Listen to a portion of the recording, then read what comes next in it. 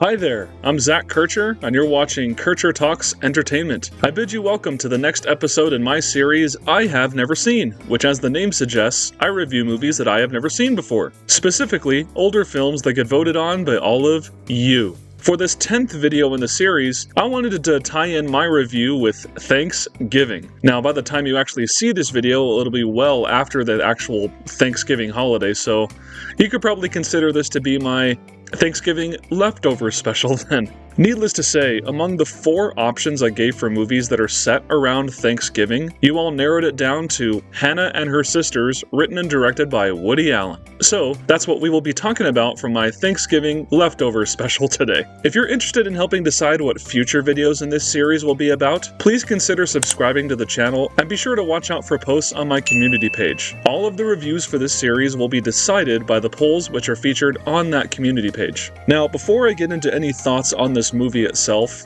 I wanted to address the fact that this is not the first time that I have reviewed a movie that was, the brainchild of a controversial filmmaker, to say the least. Coincidentally, this is also the second time that I've reviewed a movie involving such a filmmaker, who is also infamous for creepy things involving children. I am not going to repeat what those things are regarding Woody Allen in this video, but I will leave you to research, shall we say, the messy history of stuff he has been involved in. That's the ongoing moral struggle that someone like me has to face when we're watching a movie like this, because you have to separate the art from the artist, right? After all, I am going to be very upfront about the fact that I think Hannah and Her Sisters is a great movie, but it comes from someone who has said and done some really messed up things. The way I ultimately see it is like this, though. When it comes to someone like an awful musician, it's much easier to justify swearing off listening to their music because, sure, people would have been involved in the process of editing the music and remixing it and all those things and preparing it for digital distribution, but at the same time, it is still predominantly the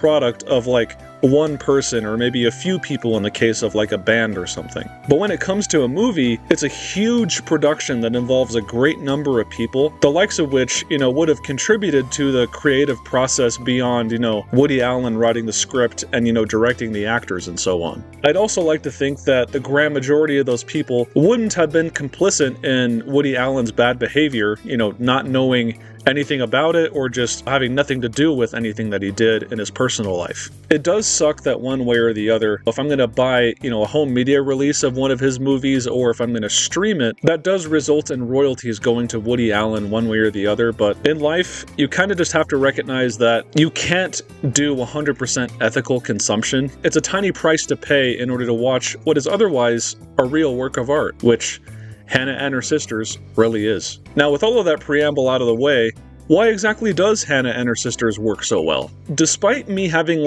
an aversion to stories that are about these sort of bougie types of people in New York City, Woody Allen's script allows his actors to explore themes of people that are really confused about what they want to get out of life, even if we're talking about people who are in their 30s, 40s, 50s even. And I think it's suitable that a story like this would be framed around taking place between a few different Thanksgivings, because Thanksgiving has always been known as a holiday where people gather together for family dinners, of course, but people are often afraid of what kinds of awkward conversations they're going to get into when they gather for these, family settings. And Hannah and Her Sisters plays right into that because it features plenty of characters, relatives that is, who are harboring secrets from one another just so that they could either repress past trauma that they've experienced in their lives, or maybe not ruin any kind of semblance of stability that they may have in their lives, however thin that might be, even though the act of keeping all these secrets comes at the expense of true happiness. Now, that's not to say that the movie is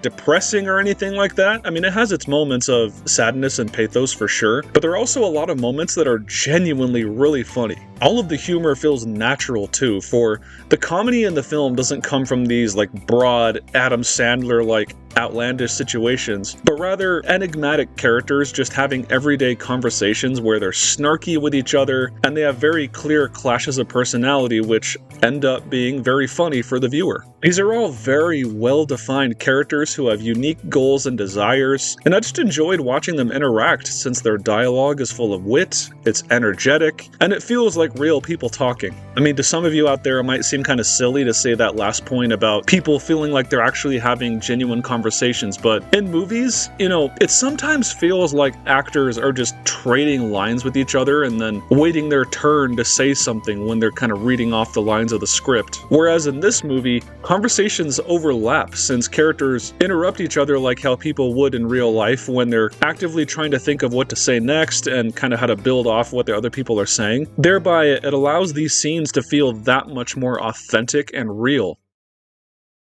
I feel bad, directly complimenting Woody Allen for all that I've said, but he's a great director of actors, what can I say? And that leads into my next point in that it says a lot about his script to where it allows his actors to work at the top of their game, and Woody Allen, in tandem with his script, was able to get some amazing performances out of the cast here. I mean, Michael Caine and Diane Wiest alone, who both won Academy Awards for the supporting performances that they gave, yeah, they're very worthy of the Oscars that they won. Not to say that they had really showy performances, but I think with the supporting turns that they gave, it's very obvious that they were true anchors to the story working. Everyone here is doing an amazing job, like, Mia Farrow, Barbara Hershey, Max von Sydow is in this, and he's incredible too. Like, they all give wonderful performances, so I wouldn't really say that there are some who kind of tower above the others, but for what is asked of Michael Caine and Diane Wiest in particular, I think they'd shine brightly among the rest of the performers, but everyone's great here. And again, it's a credit to, the director himself being able to allow these actors to work freely with the dialogue, but also give them enough direction to kind of get what he wanted out of this story. Even Woody Allen himself stands toe-to-toe with the other actors by delivering a performance that feels, for better or worse, like an extension of himself, but it still fits with the goals of the story. Again, I hate to give the man direct praise like that, but he really does give a strong performance that helps provide some of the film's most powerful moments, if I'm being honest with you. Now, while the film does have certainly plenty of moments of catharsis and real satisfaction for the audience, that does kind of lead to my main point of criticism with this movie, that being the way that the story all kind of comes together by the end. The story begins with one particular Thanksgiving, but most of it actually takes place in the time between that holiday as well as two other Thanksgivings, I should say, that take place, 1 year later and then 2 years later. In all of that time, we have 4 main story arcs that weave in and out together. You have Hannah, played by Mia Farrow, and her husband Elliot, played by Michael Caine, who are dealing with an emotional falling out between each other. There's another arc with Hannah's sister Lee having an affair with Michael Caine's Elliot. Hannah's other sister Holly is trying to make a life for herself as an actor while also doing side hustles and stuff. And then Hannah's ex-husband Mickey is also trying to find his own purpose in life. These story arcs all do have satisfying conclusions to them, I would say, but in a way they almost feel a little too satisfying. I would describe it like this. Imagine you have a teapot that is simmering on a stove, but just before the teapot really starts to whistle, you take it off the stove and you serve it before it's at the peak of its, taste and quality and all that. That's kind of how those storylines feel to me. They all felt like they were building to these big, explosive moments of conflicts between characters. And while there was one incredibly tense scene that happens between Barbara Hershey and Max von Sydow, for the most part, these big moments, they didn't really happen. On one hand, there is kind of a sense of realism to that, where relatives probably didn't want to wreck these relationships that they have all in one fell swoop if Woody Allen was to have some kind of big, everything erupts sort of confrontation scene. And that is true to how real-life familial relationships work. People don't want their families to crumble and fall apart for the most part. It's just, in the context of this movie, I felt like it was building to something a little bit more dramatic as opposed to the epilogue we got that wraps all of these stories very cleanly, almost in a fairy tale-like way. But even with me saying all of that, the emotionally satisfying ending was welcome, not just for, the holiday cushy vibes of it all, but more importantly because I wanted to see all of these characters just be genuinely happy with their lives. I suppose that desire to see them happy comes from my own desire for myself and the people around me, most especially my wife and daughter, to find their own sense of happiness. And I think this movie reminded me of some of the most important things in life that bring that actual lasting happiness. Now, does that mean this is going to become a Thanksgiving classic at my house?